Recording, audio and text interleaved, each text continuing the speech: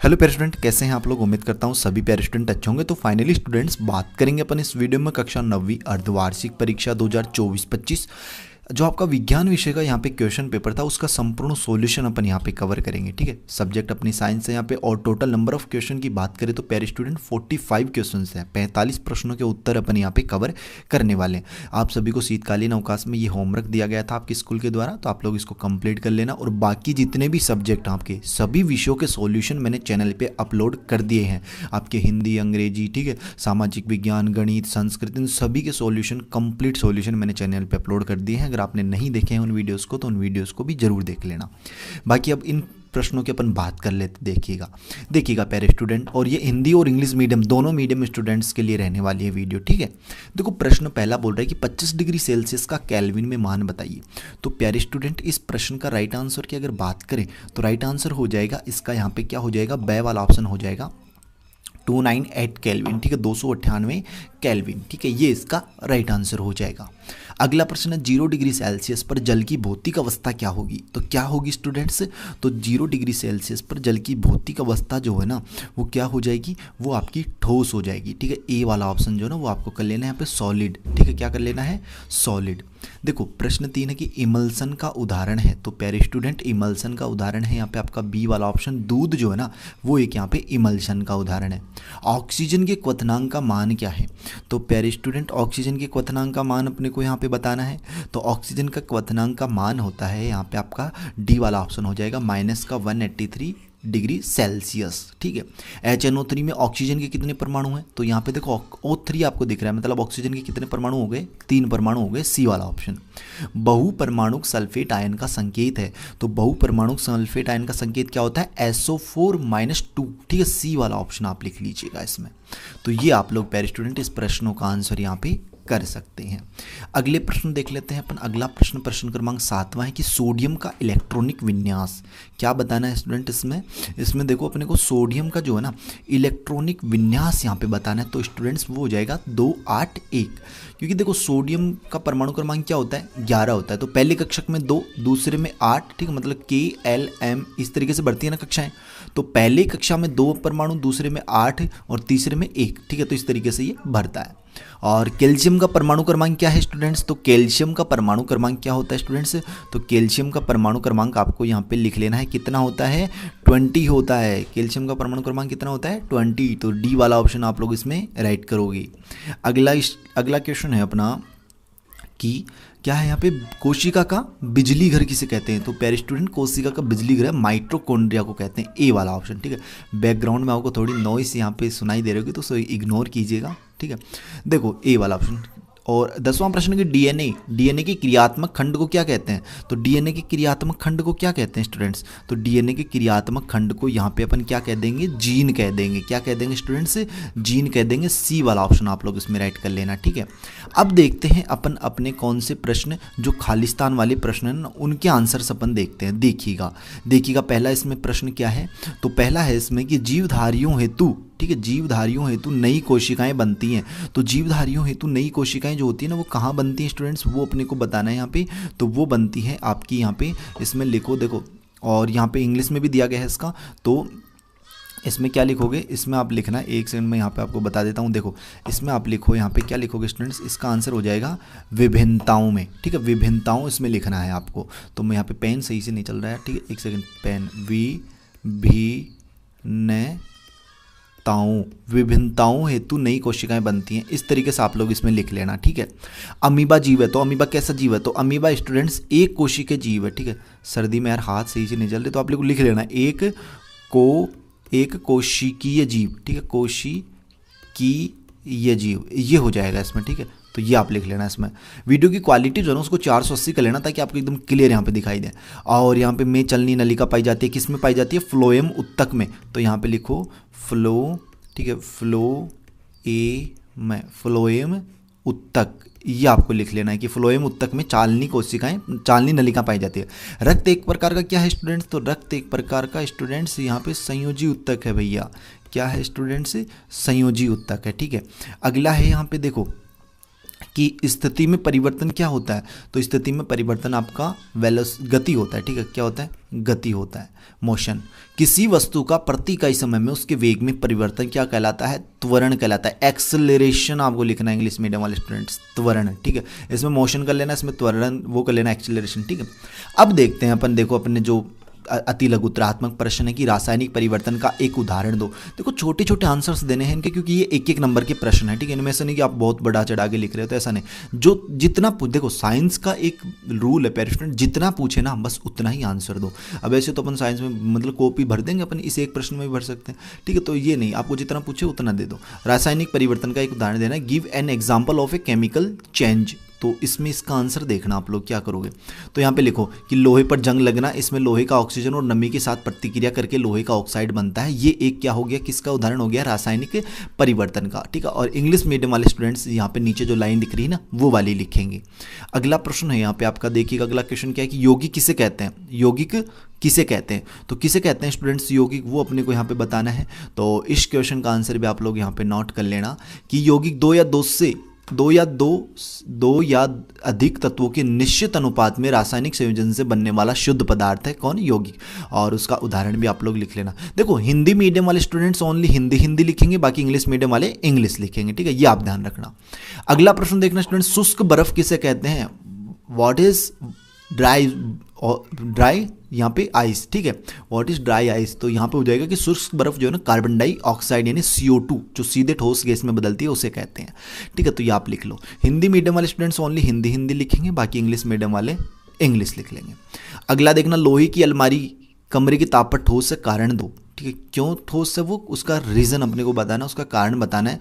तो स्टूडेंट्स लिखो कि लोहे का गलनांक 1538 डिग्री सेल्सियस कमरे के तापमान पर 25 डिग्री से बहुत अधिक है। कमरे के तापमान पर लोहे के अणु आपस में मजबूती से बंधे रहते हैं, ये रीज़न हो गया। इंग्लिश में नहीं लिखा है क्या इसका आंसर, कोई बात नहीं, इसका देख लेना आप लोग, ठीक है। अगला देखना यहाँ पे कौन सा है, 21वां प्रश्न की संयोजकता इलेक्ट्रॉन किसे कहते हैं, व्हाट आर वैलेंस इलेक्ट्रॉन्स, ठीक है। तो इस प्रश्न का आंसर आप लिखो यहाँ पे कि वे इलेक्ट्रॉन जो परमाणु के बाहरी कक्षा में होते हैं जो रासायनिक बंध बनाने में भाग लेते हैं, बस इतना ही आंसर लिखना है। वो क्या कहलाते हैं, वो संयोजकता इलेक्ट्रॉन कहलाते हैं। और इंग्लिश मीडियम वाले अपना क्वेश्चन देख लो और उसका आंसर देख लो, ठीक है। मैं इंग्लिश वाले क्वेश्चंस नहीं पढ़ रहा हूँ यहाँ पे, आप इंग्लिश मीडियम वाले देख सकते हो इनको। और यहाँ पे देखो समपरासरी विलयन किसे कहते हैं, व्हाट इज आइसोटोनिक सॉल्यूशन। तो स्टूडेंट्स इस प्रश्न का आंसर कैसे करोगे आप लोग कि जिस विलयन का दाब दूसरे विलयन के दाब के बराबर हो उसे क्या कहते हैं, समपरासरी विलयन, ठीक, कि a solution that has a same osmotic pressure and as another solution, ठीक है, ये हो जाएगा इसका आंसर। अगला देखना स्टूडेंट्स, अरे यार ये बच्चे बहुत ज़्यादा बोल रहे हैं, ठीक है, तो आप लोग इसको इग्नोर करना। अगला देखना, वेग किसे कहते हैं, व्हाट इज वेलोसिटी, तो वेलोसिटी क्या है वो अपने को बतानी है। तो यहाँ पे लिखो किसी वस्तु द्वारा एक निश्चित दिशा में तय की गई दूरी प्रति इकाई समय में क्या कहलाती है, वेग कहलाती है, ठीक है, ये आप लिख लो इसमें। अगला देखना स्टूडेंट्स, अगला क्या है, गुरुत्वीय त्वरण का मान लिखो, what is right the value of gravitational acceleration, ठीक है। तो यहाँ पे देखना है इसका आंसर, इसका हो जाएगा 9.8 मीटर प्रति सेकंड स्क्वायर, ठीक है, ये हो जाएगा इसका आंसर, ठीक है। और जब अपन कैलकुलेशन करते हैं ना, जब कोई समीकरण सॉल्व, कोई अपन न्यूमेरिकल सॉल्व करते हैं तो उनमें 10 लेते हैं इसकी वैल्यू, ठीक है, ये आपको लिख लेना है इसमें। और नेक्स्ट क्वेश्चन देखना, गलनांक को परिभाषित करो, डिफाइन मेल्टिंग पॉइंट। तो इस प्रश्न का आंसर कैसे करोगे आप लोग, तो यहाँ पे लिखो कि वह तापमान जिस पर कोई ठोस पदार्थ द्रव में परिवर्तित हो जाता है क्या कहलाता है, गलनांक कहलाता है। अगला क्वेश्चन है आपका कि टिंक्चर आयोडीन में विलय कौन है, तो यहाँ पे लिखो इसका आंसर, देखो कि टिंक्चर आयोडीन में विलय कौन है, तो यहाँ पे आयोडीन विलय है, कौन है स्टूडेंट्स, इसमें सॉल्यूट कौन है, आयोडीन है, तो आयोडीन आपको इसमें लिख लेना है आयोडीन, ठीक है, ये आप लिख लीजिए इसमें। अगला क्वेश्चन देखना स्टूडेंट्स कि हाइड्रोजन के समस्थानिकों के नाम लिखो, हाइड्रोजन के कौन कौन से समस्थानिक होते हैं वो अपने को बताने हैं, ठीक है। तो हाइड्रोजन के समस्थानिक होते हैं, देखो प्रोटियम, ड्यूटेरियम, ट्रीटियम, ये हाइड्रोजन के समस्थानिक होते हैं। इंग्लिश में भी लिख लीजिए प्रोटेरियम, ड्यूटेरियम और ट्रीटियम, ये आप लिख लीजिए इसमें। नेक्स्ट क्वेश्चन देखना स्टूडेंट्स अपना अगला प्रश्न की हाइड्रोजन, ये लिख लिया अपन ने। 28वां की समस्थानिकों के 3 उपयोग लिखो, समस्थानिकों के क्या बताने हैं स्टूडेंट्स, 3 उपयोग यहाँ पे बताने हैं। तो आप लिख लो कि चिकित्सा में यानी कैंसर के उपचार में, कार्बन डेटिंग में और परमाणु ऊर्जा उत्पादन में, ये 3 उपयोग हो गए, ठीक है। बस इतना ही सिंपल तरीके से आंसर दो, एकदम यूनिक तरीके से, ठीक है, जितना पूछे उतना, तो आपको आंसर जो है नंबर इजीली मिल जाएंगे, ठीक है। तो आप लोग इसमें लिख लीजिए। अगला प्रश्न देखना स्टूडेंट्स, अगला है यहाँ पे गति का तीसरा समीकरण, सॉरी पहले क्या हो गया, ये तो लिख लिया अपने, चाल व वेग में अंतर बताना है अपने को। तो यहाँ पे लिख लो आप लोग, देखो चाल व वेग में अंतर। चाल क्या होती है, ये केवल गति की मात्रा बताती है, वेग यह गति की मात्रा और दिशा दोनों बताती है। इनमें और भी अंतर लिख सकते हो आप, लेकिन इतना भी लिख लो, ठीक है। और अगला देखना स्टूडेंट्स, अगला प्रश्न क्या है, अगला है कि दाब किसे कहते हैं, सॉरी गति का तीसरा समीकरण बताना है, right the third equation of motion. तो पहले गति का तीसरा समीकरण अपन लिखते हैं। देखो क्या होता है, v2 बराबर, ठीक है, यहाँ पे u2 + 2as, ठीक है, ये आपको इसमें लिख लेना है स्टूडेंट्स, यहाँ पे s है, ठीक है, ये आपको लिख लेना है इसमें। और यहाँ पे नेक्स्ट प्रश्न अपन देख लेते हैं स्टूडेंट्स। देखो नेक्स्ट क्वेश्चन कौन सा है अपना, यहाँ पे देखो, यहाँ पे एक सेकंड यार, पेपर खुल नहीं रहा, एक सेकंड, हाँ देखो इसमें अगला क्वेश्चन है अपना, यहाँ पे देखो, ये तो अपन ने देख ही लिया ना, ये तो देख लिया, गति का तीसरा समीकरण लिखो, ये तो अपन ने देख लिया। अब देखो यहाँ पे दाब, दाब किसे कहते हैं, ठीक है, दाब किसे कहते हैं वो आंसर लिखेंगे स्टूडेंट्स। यहाँ पे ना ये देखो, यहाँ पे गति का तीसरा समीकरण मेरे को जहाँ तक याद है गलत हो गया है, यहाँ पे आपको क्या लिखना है, v² बराबर u² होता है वो, प्लस 2as, ऐसे होता है वो, ठीक है, मतलब ये v2 नहीं है, ये गलती से टाइप हो गया, यहाँ पे v² बराबर u² प्लस 2as, ये आपको लिखना है इसमें, गति का तीसरा समीकरण ये होता है, ठीक है। तो वो गलत नहीं करेंगे अपन, आंसर बेफिक्र रहेगा। यहाँ पे भी आप इसको सही कर लेना, v² बराबर u² प्लस 2as, ये आपको लिख लेना है। अगला देखना कि दाब किसे कहते हैं, व्हाट इज प्रेशर। तो प्रेशर क्या होता है स्टूडेंट्स, तो वो लिखो आप लोग, इकाई क्षेत्रफल लगने वाला बल क्या कहलाता है, दाब कहलाता है, ठीक है। अगला क्वेश्चन देखना, यहाँ पे अगला है कि किसी वस्तु के द्रव्यमान तथा भार में अंतर बताना है अपने को। तो द्रव्यमान व भार में अंतर देखते हैं, देखोगे यहाँ पे क्या करेंगे इस प्रश्न का आंसर, देखो कि द्रव्यमान वह होता है जो वस्तु में पदार्थ की मात्रा होती है, भार यह वस्तु पर गुरुत्वाकर्षण द्वारा लगाया गया बल होता है। और नेक्स्ट क्वेश्चन है अपना, देखो यहाँ पे कि परमाणु द्रव्यमान इकाई को परिभाषित कीजिए, ठीक है। तो देखो यहाँ पे परमाणु द्रव्यमान इकाई को परिभाषित करते हैं अपन, तो 1 mu बराबर, मतलब एक परमाणु द्रव्यमान बराबर होता है 1/12वें भाग का द्रव्यमान, यानी कार्बन 12 परमाणु का द्रव्यमान, ठीक है, ये हो जाएगा।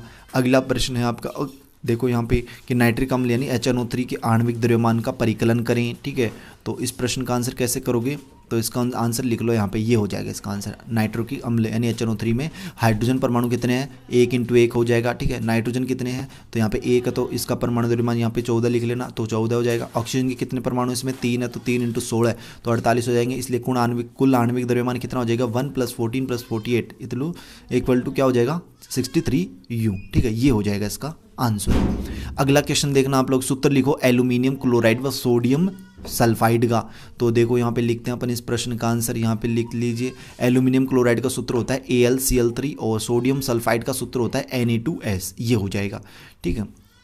नेक्स्ट क्वेश्चन है आपका, यहाँ पे अगला क्वेश्चन है कि बोर की अवधारणाएं लिखो, right the concept of bore, ठीक है। तो इस प्रश्न का आंसर कैसे करोगे, ये लिख लीजिए कि बोर ने परमाणु संरचना को समझाने के लिए निम्नलिखित सिद्धांत दिए। इलेक्ट्रॉन नाभिक के चारों ओर निश्चित गोलाकार कक्षाओं में घूमते हैं, इन कक्षाओं को स्थिर ऊर्जा शेल कहा जाता है। इलेक्ट्रॉन केवल उन्हीं कक्षाओं में घूम सकते हैं जिनकी ऊर्जा निश्चित होती है। जब इलेक्ट्रॉन एक ऊर्जा से दूसरे में जाते हैं तो वे ऊर्जा का उत्सर्जन या अवशोषण करते हैं। ऊर्जा स्तरों को KLMN आदि से दर्शाया जाता है। ये आप बोर की अवधारणाएं लिख सकते हो और इंग्लिश में भी आप लोग अपना आंसर यहाँ पे नोट कर लीजिए स्टूडेंट्स। नेक्स्ट प्रश्न देखिएगा प्यारे स्टूडेंट, यहाँ पे अगला देखो, और यार आपने अगर अभी तक अपने चैनल को सब्सक्राइब नहीं किया तो वेट किसका कर रहे हो, चैनल को जरूर सब्सक्राइब करें, बेल का जो नोटिफिकेशन है ना उस पर आप लोग ऑल पे सेट कर लेना। देखो उत्प्लावकता से आप क्या समझते हैं, उत्प्लावकता से आप क्या समझते हैं, तो लिख लीजिए कि जब कोई वस्तु तरल में डाली जाती है तो उस पर तरल द्वारा ऊपर की ओर बल लगाया जाता है, इसे उत्प्लावक बल कहते हैं। उत्प्लावक का वह गुण है जिसके कारण तरल पदार्थ वस्तु को ऊपर उठाने का प्रयास करता है। उदाहरण, पानी में लकड़ी तैरती है क्योंकि उत्प्लावक बल उसके वजन उससे क्या होता है स्टूडेंट से अधिक होता है, उसके वजन से क्या होता है स्टूडेंट से अधिक होता है। ये आपको इसमें राइट आंसर लिख लेना है। अगला इंग्लिश में भी आप लोग यहाँ पे उसका उदाहरण अगर लिखना चाहो, देखो उदाहरण भी आप लिख लो, यहाँ पे उदाहरण भी इसका दे रखा है कि पानी में लकड़ी तैरती है क्योंकि उत्प्लावक बल उसके वजन से अधिक होता है। और उसका जो यहाँ पे इंग्लिश में अगर आंसर नोट करना चाहो तो इंग्लिश में भी आप लोग अपना आंसर यहाँ पे नोट कर सकते हैं, ठीक है। इंग्लिश में भी अपना आंसर क्या कर सकते हैं, नोट कर सकते हैं, ठीक है। तो ये आप लोग इसमें लिख लीजिए स्टूडेंट्स, ये आपका आंसर हो जाएगा। अगला प्रश्न देखना स्टूडेंट्स, अगला क्वेश्चन क्या है यहाँ पे देखिएगा, ये हो गया अपना उत्प्लावकता वाला। वेग में परिवर्तन की दर को समझाओ। वेग में परिवर्तन की दर को अपने को क्या करना है स्टूडेंट्स, यहाँ पे समझाना है, ठीक है। तो देखिएगा यहाँ पे वेग में परिवर्तन की दर को अपन कैसे समझाएंगे, वो इसका आंसर अपन देखते हैं।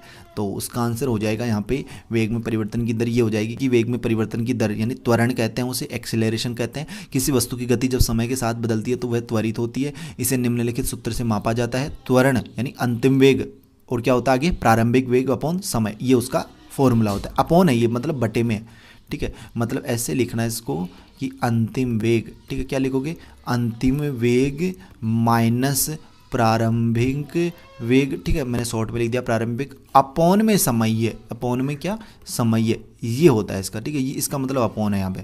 और उदाहरण आप लिखना चाहो तो इसका लिख सकते हो। इंग्लिश मीडियम वाले भी अपना आंसर यहाँ पे नोट कर लीजिए। अगला क्वेश्चन देख लेना स्टूडेंट्स आपका, यहाँ पे देखो क्या है, उदरपातन किसे कहते हैं, उदाहरण देकर समझाना है अपने को। तो देखो यहाँ पे उदरपातन वह प्रक्रिया है जिसमें ठोस पदार्थ सीधे गैस में परिवर्तित हो जाता है बिना तरल अवस्था में जाए। उदाहरण कपूर का वाष्प में बदलना, नैफ्थलीन की गोली का गायब होना, और उसका कारण भी आप लोग यहाँ पे लिख सकते हो। नेक्स्ट क्वेश्चन था आपका यहाँ पे देखना, अगला क्वेश्चन था कि मिश्रण व यौगिक में अंतर स्पष्ट करना है अपने को। मिश्रण व यौगिक में क्या करना है, अंतर स्पष्ट। तो उसका आंसर ये लिखना, मिश्रण व यौगिक में निम्नलिखित अंतर है, तो वो अंतर आप लोग यहाँ पे लिख लीजिए। ये मिश्रण का हो जाएगा, ये यौगिक का हो जाएगा। तो आप लोग इधर दोनों में अंतर यहाँ पे लिख सकते हैं। तो वीडियो को पॉज कर लीजिए और फिर इसका आंसर लिख लीजिए। अगला क्वेश्चन देखते हैं स्टूडेंट्स अपन, अगला क्वेश्चन है अपना कि पादप कोशिका का नामांकित चित्र बनाना है। तो आप लोग अपनी बुक से जो है ना इस क्वेश्चन का आंसर कर सकते हो। आपकी किताब में जो है ना पादप कोशिका का चित्र दिया गया है, तो उसे देख देख कर इजीली बना लीजिए। न्यूरॉन का भी आपकी बुक में ही है चित्र इसका, तो न्यूरॉन का भी आप लोग नामांकित चित्र बना लेना। कोलाइड के गुणधर्म अपने को लिखने हैं, तो वो आंसर आप लोग यहाँ पे देख लेना। इसका थोड़ा बड़ा आंसर देना पड़ेगा कोलाइड वाले का, क्योंकि ये 3 नंबर का प्रश्न है, ठीक है। तो यहाँ पे देख लीजिए, कोलाइड वह मिश्रण है जिसमें छोटे छोटे कण एक माध्यम से निलंबित रहते हैं और न तो पूरी तरह से घुलते हैं, न ही तलछट बनाते हैं। इसके गुणधर्म निम्नलिखित हैं। कणों का आकार लिख लीजिए कि कोलाइड के कणों का आकार 1 से 100 नैनोमीटर के बीच होता है। ये कण इतने छोटे होते हैं कि इन्हें नग्न आंखों से नहीं देखा जा सकता। प्रकाश का परिकिरण समझा देना इसमें, टिंडल प्रभाव कि कोलाइड माध्यम में जब प्रकाश गुजरता है तो यह प्रकाश को बिखेरता है, यह टिंडल प्रभाव कहलाता है। उदाहरण धुंध में गाड़ी की हेडलाइट। फिर स्थिरता आप बता देना इसमें कि कोलाइड मिश्रण स्थिर होते हैं, इनके कण जो है ना वो समय के साथ तलछट नहीं बनाते। विसरण आप लिख देना इसमें कि कोलाइड के कण विसरण जो है ना विसरण करते हैं और धीरे धीरे माध्यम में फैल जाते हैं। इलेक्ट्रोफोरेसिस बता देना कि कोलाइड के कण विद्युत क्षेत्र में गति करते हैं, इसे इलेक्ट्रोफोरेसिस कहते हैं। उदाहरण आप लिख लीजिए कोलाइड के क्या क्या उदाहरण है, दूध, मक्खन, धुंध, जेली, कोल्ड क्रीम आदि कोलाइड के क्या है स्टूडेंट्स उदाहरण हो जाएंगे। तो ये आप लोग इसमें लिख लीजिए। अगला क्वेश्चन देखना स्टूडेंट्स आपका यहाँ पे, जटिल स्थायी उत्तक की विस्तार से व्याख्या करो और आवश्यक चित्र भी बनाओ। तो स्टूडेंट्स इस प्रश्न का आंसर क्या लिखोगे, तो यहाँ पे देखो इसका थोड़ा बड़ा करना पड़ेगा क्योंकि 6 नंबर का प्रश्न है, तो उत्तर तो बड़ा लिखना ही पड़ेगा। कि जटिल स्थायी उत्तक वे उत्तक होते हैं जो विभिन्न प्रकार की कोशिकाओं से मिलकर बने होते हैं और पौधे में विशिष्ट कार्य करते हैं। ये मुख्यतः पौधे में परिवहन कार्य के लिए उत्तरदायी होते हैं। जटिल स्थायी उत्तक 2 प्रकार के होते हैं, पहला जाइलम, दूसरा जाइलम पौधे में जल और खनिज लवणों के परिवहन के लिए जिम्मेदार है। फिर आप घटक इनके लिख लो, तो यहाँ पे लिख लो कि जाइलम ट्रिंकिडेस लंबी संकरी और मृत कोशिकाएं जल परिवहन करती हैं। जाइलम वाहिनियां आप लिख लो कि ट्यूब जैसी संरचना जो जल का लंबवत प्रवाह सुनिश्चित करती है। जाइलम फेरेंकाइमा जीवित कोशिकाएं जो भोजन का भंडारण करती हैं। जाइलम स्क्लेरोकाइमा यानी मृत तंतु जो यांत्रिक सहारा देते हैं। फिर फ्लोएम के बारे में लिख लो कि फ्लोएम भोजन में परिवहन के लिए जिम्मेदार है। घटक आप लिख लीजिए इसमें कि सीव ट्यूब यानी लंबे ट्यूब जैसे संरचनाएं जिनके माध्यम से भोजन का प्रवाह होता है। सहायक कोशिकाएं यानी सीव ट्यूब्स की गतिविधियों को नियंत्रित करती है। फ्लोएम पेरेंकाइमा यानी भोजन का भंडारण करती है। फ्लोएम तंतु यानी यांत्रिक सहारा प्रदान करते हैं। विशेषताएं लिख लीजिए कि जटिल स्थायी उत्तक में कोशिकाएं आपस में मिलकर जो है एक विशिष्ट कार्य करती हैं। यह उत्तक पौधों में लंबाई में परिवहन के लिए कार्य करता है। यह पौधे को यांत्रिक सहारा भी प्रदान करता है। और चित्र आप लोग यार बुक से बना लेना इसका, ठीक है।